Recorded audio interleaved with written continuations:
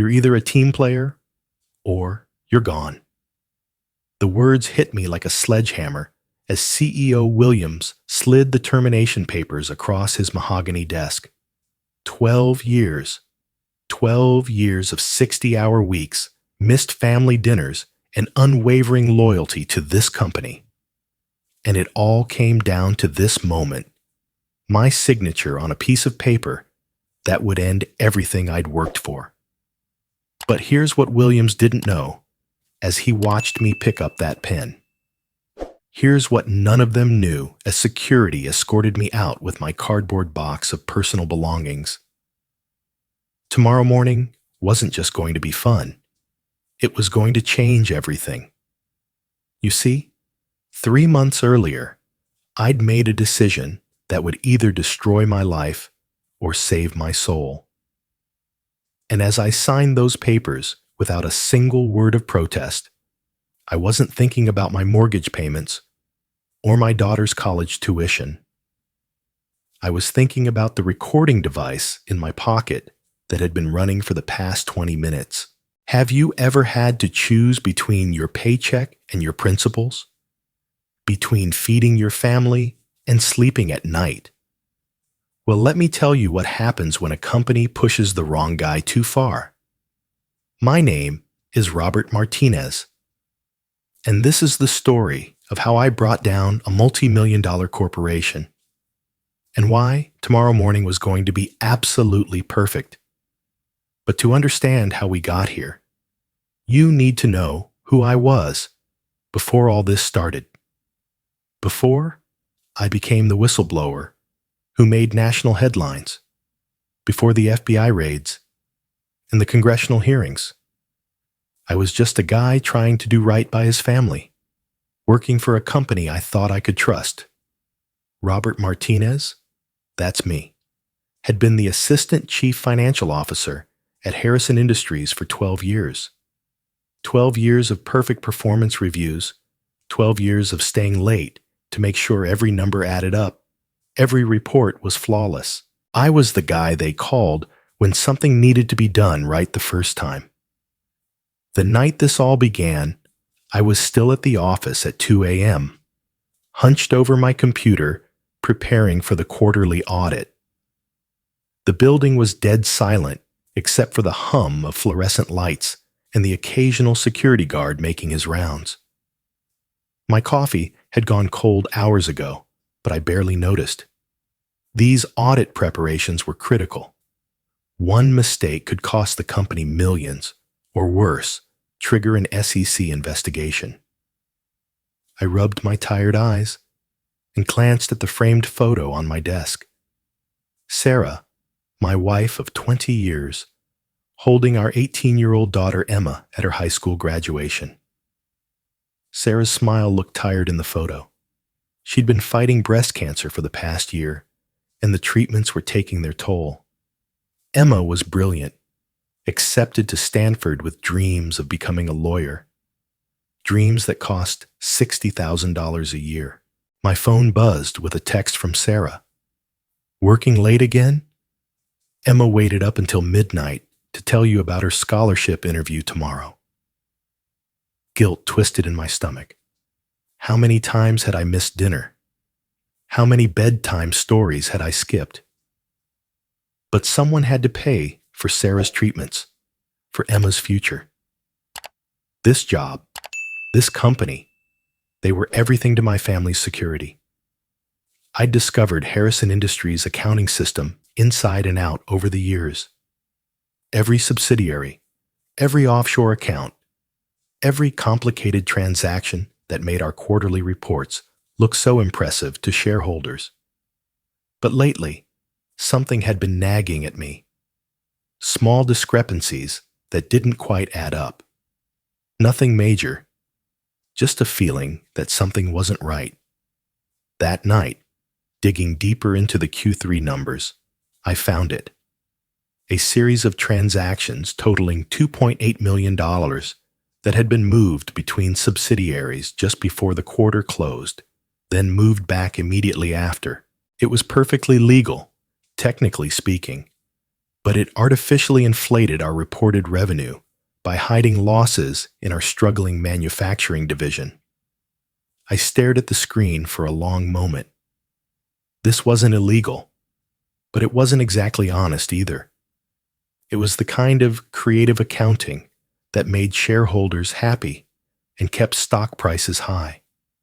The kind of thing that happens in corporate America every day. But it bothered me. Maybe it was my father's voice in my head. He'd been a union electrician his whole life. Always told me to do the work right, even when nobody's watching. Maybe it was the exhaustion, but something about those numbers felt wrong. I made a note to ask Williams about it in the morning and finally headed home, driving through empty streets to my suburban house where my family slept peacefully, trusting that their husband and father was doing everything right to protect them. Have you ever had that feeling that your life is about to change forever, but you don't know how? That's exactly what I felt pulling into my driveway that night, though I had no idea why. The next morning brought an urgent email from CEO Williams. Need to see you first thing about the audit preparations. This is critical. The tone was sharper than usual, more demanding. Williams had always been friendly with me. We'd worked together for over a decade, and he'd personally recommended me for my promotion 5 years earlier. I grabbed my coffee and headed to his corner office, expecting a routine discussion about quarterly projections. Instead, I found Williams pacing behind his desk, his usually perfect hair disheveled, his tie slightly askew. "Robert, close the door," he said without looking up. "We need to talk about some adjustments to the Q3 report." "Adjustments?" I sat down, pulling out my notebook. "What kind of adjustments?" Williams finally looked at me, and something in his expression made my stomach drop. "Look, you know how challenging this market has been. Our manufacturing division took a bigger hit than we projected, and the board is concerned about the quarterly numbers." I nodded slowly. This wasn't news. I'd been tracking the manufacturing losses for months. "The numbers are what they are, sir. We can't change reality." "No, but we can present reality in the most favorable light." Williams pulled out a file and slid it across the desk. "I need you to reclassify about $3.2 million in manufacturing losses as operational investments and move them to next quarter's projections."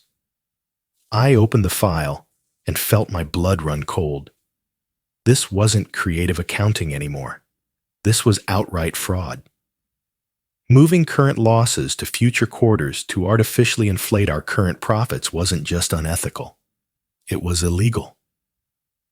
"Sir, I started, then stopped. The silence stretched between us like a chasm. "Is there a problem, Robert?" Williams's voice carried a warning I'd never heard before. At that moment, my phone rang. Sarah's name appeared on the screen. I let it go to voicemail, but the interruption gave me a moment to think. My wife needed surgery next month. Emma's tuition payment was due in 2 weeks. My mother, 83 years old, had been asking why I never got promoted to CFO like my old college roommate. This seems like it might raise red flags with the auditors," I said carefully. Williams leaned forward. "Robert, you've been with this company for 12 years. You understand how things work. Sometimes we have to make difficult decisions to protect the bigger picture. Think about your family. Think about your future here." The threat was subtle, but unmistakable. Do this, or lose everything. I left that meeting with the fraudulent file in my briefcase and a knot in my stomach that wouldn't go away. Walking back to my office, I passed coworkers who smiled and waved, treating me the same as always. but I felt like I was carrying a bomb that could explode at any moment. My phone had 3 missed calls from Sarah. When I finally called her back, her voice was shaky with excitement. "Robert, the doctor called. The experimental treatment I've been hoping for. They approved me for the trial, but we need to pay for it up front. It's $85,000. I closed my eyes. That's wonderful, honey. We'll figure out the money." Emma's scholarship interview went well too. She thinks she has a real shot at getting it down to $30,000 a year instead of the full 60. Isn't that amazing? Amazing. Yes. My family's future hanging by a thread, and my boss asking me to commit fraud to keep my job. Amazing was one word for it. That afternoon, I noticed something else troubling. Michael Chen, my colleague in the accounting department, was acting strange. Michael and I had worked closely for 8 years. We'd trained together, covered for each other during vacations, even carpooled during the gas crisis 2 years ago. But when I stopped by his cubicle to discuss some routine quarterly adjustments, he couldn't meet my eyes. "Everything okay, Mike?" I asked. He glanced around nervously, then leaned closer. "Rob, listen, just be careful, okay? Things are changing around here." "What do you mean?" "I mean, maybe it's time to stop asking so many questions about the numbers. Maybe it's time to just do what we're told and keep our heads down." The way he said it sent chills down my spine. Michael had always been the most ethical guy I knew. He'd once spent 3 days tracking down a $50 discrepancy just because it bothered him. If Michael was telling me to stop asking questions, something was seriously wrong. That evening, I sat in my car in the company parking lot for 20 minutes before driving home, staring at the building where I'd spent a third of my adult life. Through the windows, I could see people working late, just like I used to do without question. But now, everything felt different. The building felt like a trap. When I finally got home, Emma was waiting for me in the kitchen, practically bouncing with excitement. "Dad, guess what? Stanford called, and they want to set up a campus visit. Can we go next weekend? Please?" I looked at my daughter, brilliant, hopeful, trusting that her father would make her dreams come true. "Of course, sweetheart. We'll make it work." But as I said those words, I heard William's voice in my head. "Think about your family. Think about your future here. Have you ever felt like you're standing at the edge of a cliff, and the only way forward is to jump?" That night, lying in bed next to Sarah as she slept fitfully, the chemo always made her restless, I realized I had a choice to make. I could sign that fraudulent report, keep my job, and become someone I didn't recognize, or I could do the right thing and watch my family's world collapse. I had no idea that by morning, the decision would be taken out of my hands entirely. The next day started with another urgent email from Williams. This time, it wasn't a request for a meeting. It was a summons. "My office, now.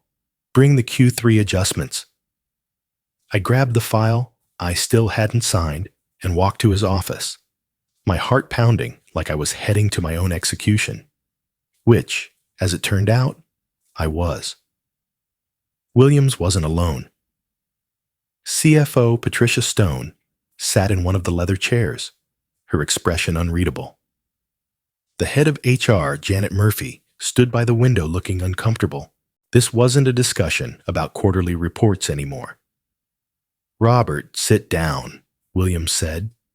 His friendly demeanor from 12 years of working together had evaporated completely. "We need to talk about your commitment to this company." I sat down slowly, placing the file on the coffee table between us. "What kind of commitment?" The kind that recognizes we're all on the same team here, Stone interjected. The kind that understands sometimes we have to make difficult decisions for the greater good. Williams leaned forward. Robert, you've been with us for 12 years. You know how business works. These quarterly adjustments aren't fraud. They're strategic financial planning. Every major corporation does this. But moving current losses to future quarters is perfectly legal when done properly, Stone interrupted. Which is why we need someone we trust to handle it correctly. I looked around the room at 3 people I'd respected and worked with for years. People I'd trusted. People who'd been to my house for barbecues, who'd sent flowers when Sarah was diagnosed, who'd congratulated Emma when she got into Stanford. I'm not comfortable signing off on this, I said quietly. The temperature in the room seemed to drop 10 degrees. William sat back in his chair. Robert, I think you're misunderstanding the situation here. This isn't a request. This is how we're handling the Q3 report. The only question is whether you're going to be part of the solution or part of the problem. Janet Murphy shifted uncomfortably by the window. For a moment, I thought she might say something, but she remained silent. What if I can't do this? I asked. Stone answered immediately. Then we'll find someone who can. The threat hung in the air like smoke. 12 years of loyalty, of 60-hour weeks, of missing my daughter's school plays and my wife's doctor appointments, all of it meant nothing if I wouldn't compromise my integrity for their quarterly numbers. I need time to think about this, I said. William shook his head. Robert, the audit starts Monday. We need this done today, right now. I stared at the file in front of me. Inside were forms that would artificially inflate Harrison Industries' quarterly profits by over $3 million. Forms that would lie to shareholders, to regulators, to everyone who trusted this company with their investments. But I also thought about Sarah, weak from chemotherapy, trusting me to handle everything. About Emma, brilliant and hopeful, depending on me to make her dreams possible. About my mother, who'd worked 2 jobs to put me through college, who was so proud when I got this job. I can't sign this, I said finally. The silence that followed was deafening. Williams leaned back in his chair, his expression shifting from frustration to something much colder. Robert, let me be very clear about something. This company has been good to you. We've given you opportunities, promotions, a comfortable life for your family. But if you're not willing to be a team player, he opened his desk drawer and pulled out a manila folder. You're either a team player or you're gone. The words hit me like a physical blow as he slid the termination papers across his mahogany desk. After everything we'd been through together, after 12 years of dedication, it came down to this ultimatum. But here's what Williams didn't know as he watched me pick up that pen. Here's what none of them knew as I sat there in that leather chair. My career hanging by a thread. 3 months earlier, after I'd first noticed those suspicious transactions, I'd started keeping detailed records. Not because I planned to become a whistleblower. I wasn't that brave yet, but because something told me I might need protection someday. And 2 weeks ago, when the pressure to falsify reports started getting more aggressive, I'd contacted a lawyer, someone who specialized in whistleblower protections, someone who told me that if I ever found myself in exactly this situation, I should document everything. So as Williams glared at me across his desk, as Stone and Murphy watched my career die in real time, I reached into my jacket pocket and quietly pressed the record button on my phone. "Let me understand this correctly," I said calmly. "You're firing me because I won't falsify financial documents for the quarterly audit." Williams's eyes narrowed. "I'm firing you because you're not a team player, because after 12 years, you apparently don't understand how this business works. And if I sign these forms, moving current losses to future quarters, I keep my job." "Robert, don't make this more complicated than it needs to be," Stone interjected, but I needed them to say it clearly.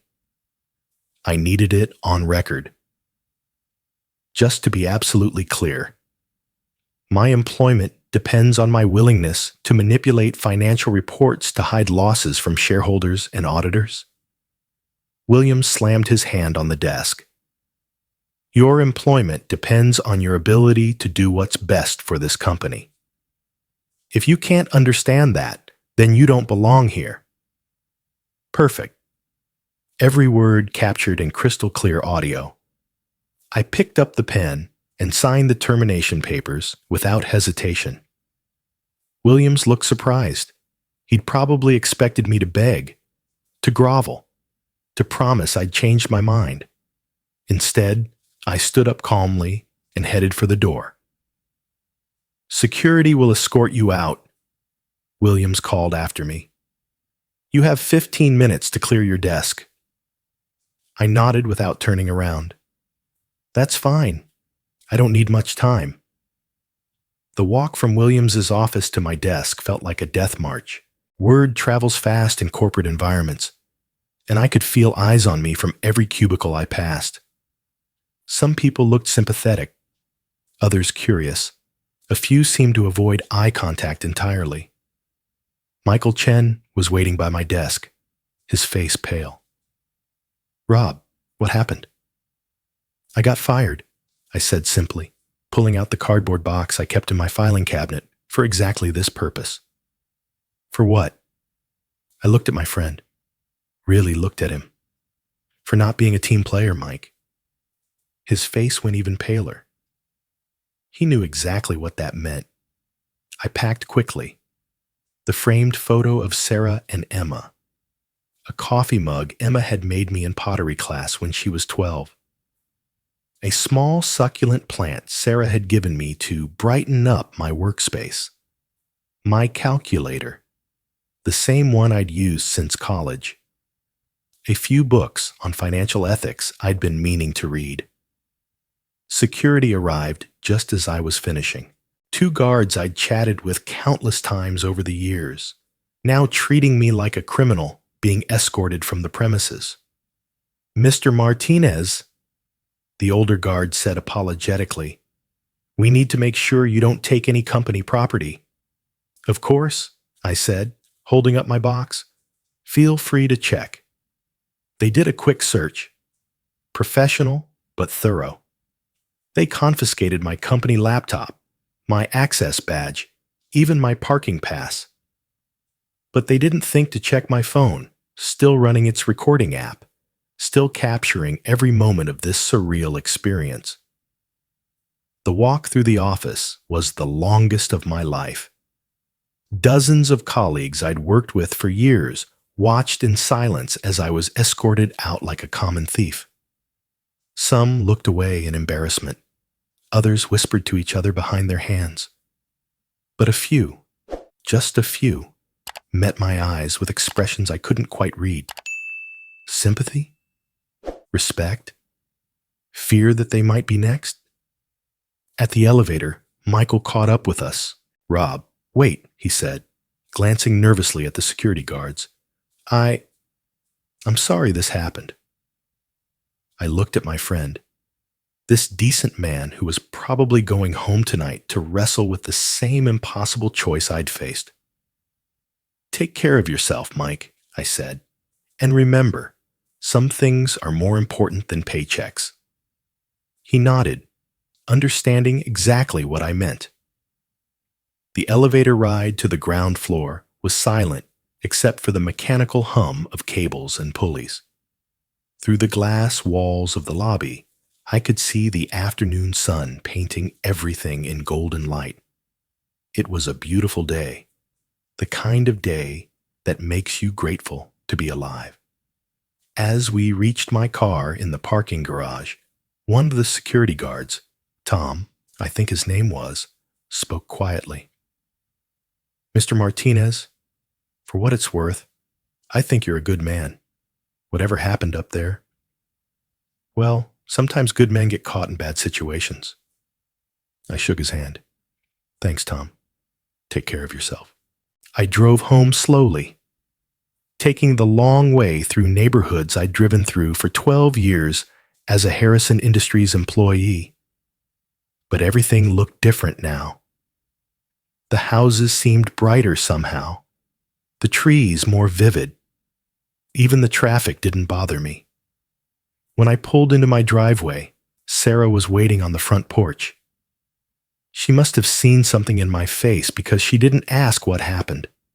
She just walked over and hugged me tight. "How bad is it?" she whispered. "I got fired," I said simply. She pulled back to look at me, searching my eyes for panic or despair. Instead, she found something that surprised her.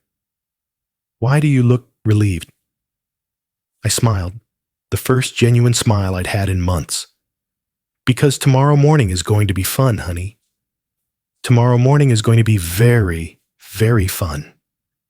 That night, as Sarah and Emma slept, I sat in my home office and began uploading files to a secure server.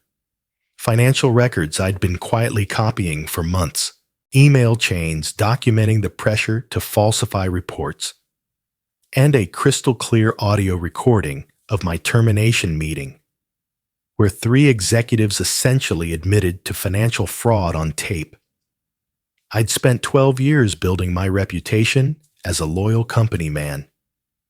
But tomorrow, the real Robert Martinez was going to emerge, the one my father would be proud of, the one who chose principle over paychecks, integrity over security. As I prepared the email that would change everything, I thought about Emma's future and Sarah's treatment and my mother's pride. I thought about Michael and all the other good people trapped in that building, forced to choose between their jobs and their souls. And I realized that sometimes losing everything is the only way to save what matters most. Tomorrow morning was going to be fun indeed. The morning I'd been preparing for arrived, with all the drama I'd hoped for, and more. By 6 a.m., my phone was buzzing nonstop. By 7 a.m., Harrison Industries stock had dropped 12% in pre-market trading. By 8 a.m., news vans were parked outside the company headquarters. The headline on MarketWatch read, "Whistleblower exposes massive financial fraud at Harrison Industries." Below it, a smaller headline that made me smile. "Former CFO assistant provides SEC with recorded evidence of executive pressure to falsify reports." I sat in my kitchen, drinking coffee and watching the chaos unfold on my laptop screen. Sarah stood behind me, her hand on my shoulder, reading over my head. Robert Martinez, who worked for Harrison Industries for 12 years, contacted the Securities and Exchange Commission late last night with what sources describe as extensive documentation of financial fraud, the reporter was saying. The evidence allegedly includes recorded conversations with company executives pressuring employees to falsify quarterly reports. Emma bounded down the stairs, still in her pajamas, drawn by the sound of the television. "Dad, isn't that your company on the news?" she asked, then stopped short when she saw my expression. "Wait, is this about you getting fired yesterday?" I turned to look at my daughter, brilliant, perceptive Emma, who was going to make an incredible lawyer someday. "Yes, sweetheart. This is about me doing the right thing, even when it was hard." The reporter continued. Harrison Industries stock has plummeted in early trading as investors react to allegations that the company has been systematically moving current losses to future quarters to inflate quarterly profits. The SEC has confirmed they are launching a full investigation. My phone rang. Unknown number, but I answered anyway. Mr. Martinez? This is Jennifer Walsh from the Washington Post. I was wondering if you'd be available for an interview about your decision to come forward with evidence of financial fraud at Harrison Industries. I'll have to get back to you, I said, hanging up quickly. Within minutes, the phone was ringing again. CNN this time. Then Fox Business, then a local news station. Sarah squeezed my shoulder. How many reporters do you think will call today? Probably a lot, I said. Are you ready for this? Our lives are about to become very public very quickly. She sat down next to me, taking my hand. I'm proud of you. Whatever happens next, I'm proud of you for doing what's right. Emma sat on my other side. Dad, are you going to be okay? I mean, will you get in trouble for this? I pulled her close. No, sweetheart. There are laws that protect people who report crimes. That's why I spent so much time with lawyers before I did this. What I didn't mention was the sleepless nights I'd spent researching whistleblower protections, the careful documentation I'd maintained for months, the legal consultation that had cost us nearly $2,000 we could barely afford. I'd prepared for this moment like a chess player thinking 20 moves ahead. By 9 a.m., the SEC had issued a statement confirming they had received substantial evidence of financial fraud at Harrison Industries and were launching an immediate investigation. The press release mentioned that a longtime employee had provided recorded evidence of executives pressuring staff to falsify financial documents. By 10 a.m., Harrison Industries had suspended trading pending the investigation. By noon, CEO Williams and CFO Stone had been placed on administrative leave. I watched it all unfold from my kitchen table, feeling a mixture of satisfaction and sadness. These weren't strangers I was watching fall. These were people I'd worked with for over a decade. People who'd celebrated my promotions, who'd sent sympathy cards when Sarah was diagnosed, who'd seemed like friends. But they'd also been willing to destroy my career to cover up their crimes. They'd asked me to choose between my integrity and my family's security, never imagining I might find a third option. My phone buzzed with a text from Michael Chen. Rob, are you okay? It's chaos here. They've locked down all the computers and brought in federal agents. Please tell me you're safe. I texted back, I'm fine, Mike. How are you holding up? Scared, came his immediate reply. They're interviewing everyone who worked on the quarterly reports. I think they know about the pressure to change numbers. Tell them the truth, Mike. All of it. You'll be protected if you cooperate. There was a long pause before his response. You really did it. You actually stood up to them. Yes, I had. And now the dominoes were falling exactly as I'd hoped they would. That afternoon brought a knock on my door. I opened it to find a woman in a dark suit holding a badge. Mr. Martinez, I'm Special Agent Sarah Chen with the FBI's White-Collar Crime Division. Could we speak privately? My heart jumped, but I tried to keep my voice steady. Of course, come in. She sat in my living room, declining Sarah's offer of coffee, and pulled out a digital recorder. Mr. Martinez, we've reviewed the materials you provided to the SEC. I need to ask you some questions about how you obtained certain documents and recordings. For the next 2 hours, I walked her through everything. The suspicious transactions I'd first noticed months ago. The pressure from Williams to falsify reports. The decision to start documenting everything. The recording I'd made during my termination meeting. Were you advised by anyone to make these recordings? Agent Chen asked. I consulted with an attorney who specializes in whistleblower cases. He advised me to document any attempts to pressure me into illegal activity.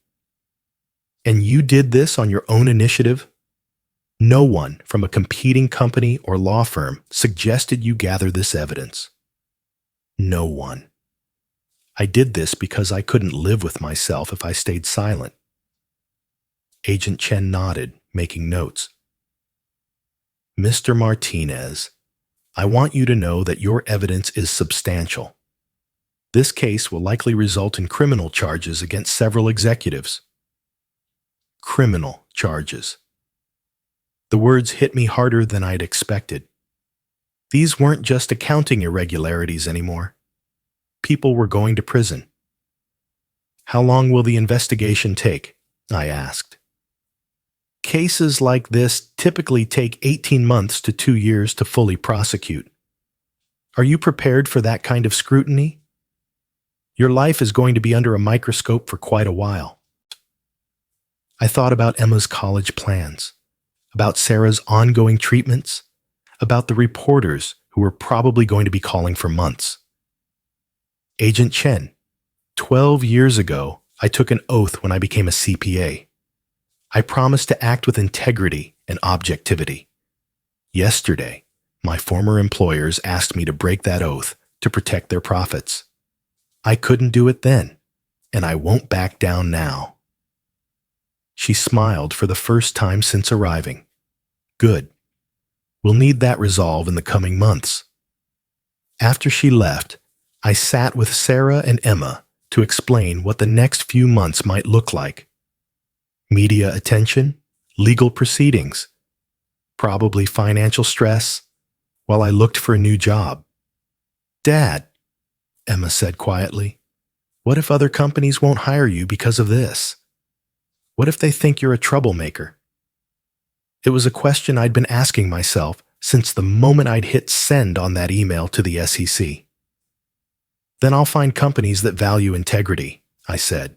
And if I can't find them, maybe I'll start my own consulting firm, helping other companies avoid the kind of problems Harrison Industries created.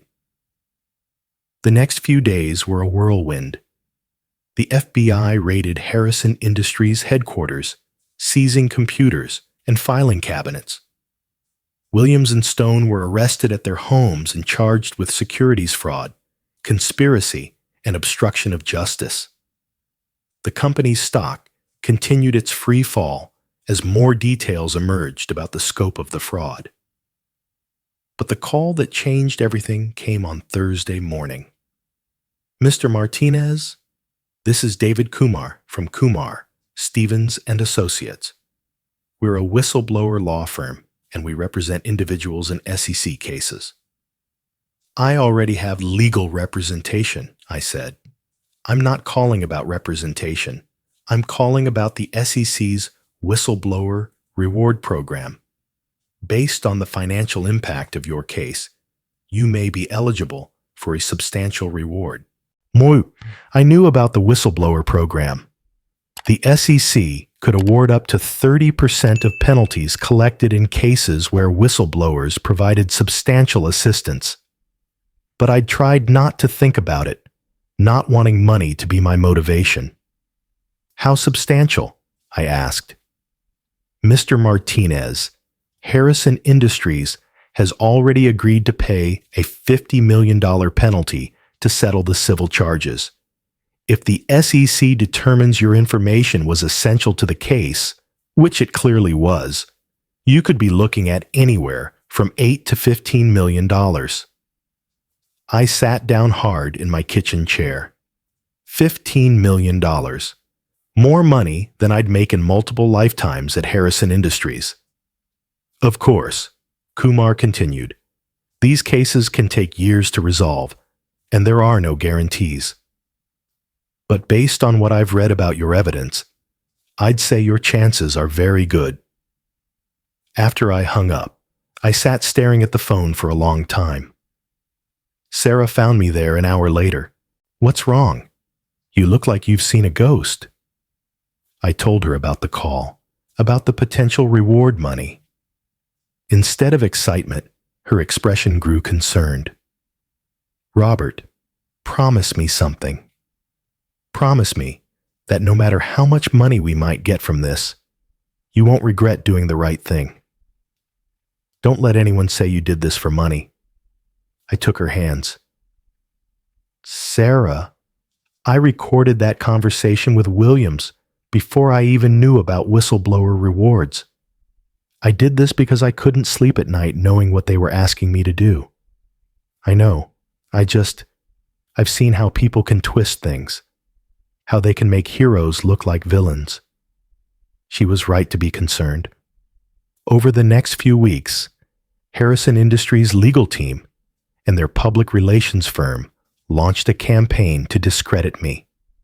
Suddenly, stories appeared in business publications questioning my motives, suggesting I'd been a disgruntled employee looking for a payday. Former colleagues were quoted anonymously calling me difficult to work with and obsessed with minor details. One article suggested I'd been passed over for promotion and was seeking revenge. The attacks hurt more than I'd expected. These were people I'd considered friends, people I'd helped train, people whose children I'd sent graduation gifts to. Watching them throw me under the bus to protect their own jobs was almost worse than the original betrayal by Williams and Stone. But then something unexpected happened. Michael Chen called me. "Rob, I can't stay quiet anymore. What they're saying about you in the press, it's all lies. I'm going to call that FBI agent and tell her everything I know about the pressure to falsify reports." "Mike, you don't have to do that. I don't want you to lose your job because of me." "My job?" He laughed bitterly. "Rob, half the accounting department has been fired or quit. The other half is lawyering up. Because we're all afraid we'll be charged as accessories. There is no job to lose anymore." Within days, 3 other Harrison Industries employees had contacted the FBI with their own stories of pressure to manipulate financial data. What had started as my lonely stand against fraud had become a wave of people finding the courage to tell the truth. The preliminary hearing took place on a cold Tuesday morning in federal court. I sat in the gallery, watching Williams and Stone, both in expensive suits, flanked by teams of lawyers. They looked smaller somehow, diminished by the weight of the charges against them. When the prosecutor read the charges, 17 counts of securities fraud, conspiracy, and obstruction of justice, Williams turned and looked directly at me. For a moment, our eyes met across the courtroom. I expected to see anger, hatred, the desire for revenge. Instead, I saw something that looked almost like regret. His lawyer entered a plea of not guilty, and the judge set bail at $5 million each. As they were led away, Stone's lawyer stopped to speak with reporters. "My client maintains her innocence," he said. "She was acting on the advice of counsel and following standard industry practices. The real question here is whether a disgruntled employee should be able to destroy a company and hundreds of jobs for personal financial gain." Personal financial gain. There it was again, the narrative that I'd done this for money rather than principle. That evening, Emma found me in my home office, staring out the window. "Dad, are you okay? You've been quiet all day." I turned to look at my daughter, this remarkable young woman who would soon be heading off to college. "Emma, Do you think I did the right thing? She sat on the arm of my chair. Dad, do you remember when I was in 8th grade and I saw kids cheating on the state tests? I nodded. She'd been torn between loyalty to her classmates and doing what was right. You told me that sometimes being a good person means being unpopular. You said that doing the right thing isn't always easy, but it's always right.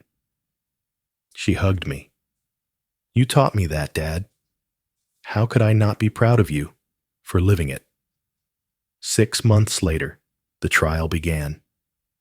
The courtroom was packed with reporters, investors, and Harrison Industries employees. Some were there to support the prosecution. People like Michael Chen, who'd found the courage to testify about the pressure they'd faced. Others seemed to blame me for the company's collapse and the hundreds of jobs that had been lost. My testimony took 3 days. The prosecutor walked me through my 12 years at Harrison Industries, my discovery of the suspicious transactions, the increasing pressure to falsify reports, and finally, the recording of my termination meeting. When they played that recording in court, Williams's voice clearly stating, "You're either a team player or you're gone," after I refused to falsify financial documents, you could hear a pin drop in the courtroom. The defense tried to paint me as a disgruntled employee seeking revenge and financial reward. They questioned my motives, my methods, even my competence as an accountant. But they couldn't argue with the evidence. Hours of recordings, thousands of documents, testimony from multiple witnesses. The jury deliberated for 2 days. When they returned, the foreman stood and read the verdict. On count 1, securities fraud, we find the defendant Williams guilty. On count 2, conspiracy, we find the defendant Williams guilty. It went on for 20 minutes. Guilty on all counts for both Williams and Stone. Williams received 15 years in federal prison. Stone got 12 years. Both were ordered to pay restitution, totaling $47 million. As they were led away in handcuffs, Williams looked at me one more time. This time, there was no regret in his expression, only cold hatred. He mouthed something I couldn't quite make out, but his meaning was clear enough. Outside the courthouse, reporters surrounded me with microphones and cameras. "Mr. Martinez, how do you feel about the verdict? Do you have any regrets about coming forward? What would you say to other employees facing similar pressure?" I thought about those questions for a moment, looking past the cameras to where Sarah and Emma stood waiting for me. "I feel relieved that justice has been served," I said finally. "And I'd tell any employee facing pressure to commit fraud that your integrity isn't for sale. No job, no paycheck, no promise of promotion is worth compromising your principles. Because at the end of the day, you have to look at yourself in the mirror and live with the person you see there." A year after the trial, the SEC awarded me $8 million, 25% of the penalties collected from Harrison Industries. It was more money than I'd ever dreamed of having. But more importantly, I'd been hired as the chief compliance officer at a Fortune 500 company that specifically sought me out because of my reputation for integrity. My salary was double what I'd made at Harrison Industries, and I had a team of 20 people helping companies avoid the kind of problems that had destroyed Harrison Industries. Emma was thriving at Stanford, studying pre-law with dreams of becoming a prosecutor specializing in white-collar crime. Sarah's cancer was in remission, and she'd started a support group for families dealing with workplace retaliation. I'd also begun speaking at corporate ethics conferences, telling my story to executives and employees around the country. The message was always the same. Doing the right thing isn't easy, but it's always worth it. One evening, as I was preparing for a speech at a business ethics conference, Emma called me from Stanford. "Dad, I wanted to tell you something. Today in my criminal justice class, my professor was talking about corporate whistleblowers. He used your case as an example of how one person's courage can change an entire industry." "That's nice, sweetheart," I said, though I felt a little uncomfortable with being held up as a hero. I'd just been trying to do my job with integrity. "No, Dad, you don't understand. He said that because of your case, the SEC has received over 300% more whistleblower tips in the past year. Companies are creating new compliance programs and training employees about their rights. You didn't just stop one case of fraud. You started a movement. A movement. I'd never thought of it that way." That weekend, I was in my home office when I received an unexpected visitor. Michael Chen stood on my front porch, looking nervous but determined. "Mike," I said, opening the door wide. "Come in. How are you doing?" He'd landed on his feet after Harrison Industries collapsed, finding a job at a smaller accounting firm where his experience and newfound courage to speak up had made him valuable. "Rob, I wanted to thank you," he said as we sat in my living room. "Not just for having the courage to do what you did, but for showing the rest of us that we had choices we didn't know we had.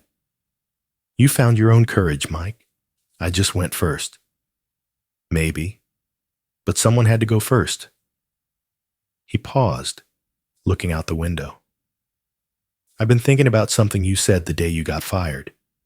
You told me that some things are more important than paychecks. I didn't really understand what you meant then. And now? Now I know that being able to sleep at night is worth more than any salary. Being able to look my kids in the eye and know I'm setting a good example, that's worth everything." After Mike left, I sat in my backyard as the sun set, thinking about the journey that had brought me to this point. The fear, the uncertainty, the attacks on my character, the sleepless nights, wondering if I'd made the right choice. But also the unexpected rewards, the respect of my daughter, the pride in my wife's eyes, the knowledge that hundreds of other employees now felt safer speaking up when they saw wrongdoing. My phone buzzed with a text message from an unknown number. "Mr. Martinez, I work for a company that's pressuring me to falsify safety reports. I don't know what to do. Could you call me?" I smiled and picked up the phone. Tomorrow would bring new challenges, new people who needed encouragement to do the right thing even when it was difficult. But tonight, I sat in my backyard with my family, knowing that I'd kept the promise I'd made to my father all those years ago. To do the work right, even when nobody's watching, especially when nobody's watching. As Emma had said, doing the right thing isn't always easy, but it's always right. And sometimes, if you're very lucky, it turns out to be the smartest thing you ever did as well. The boy who'd grown up hearing his electrician father talk about integrity had become a man who'd proven that integrity isn't just a nice idea. It's the foundation of everything worth having in life. And that was worth any price I'd had to pay.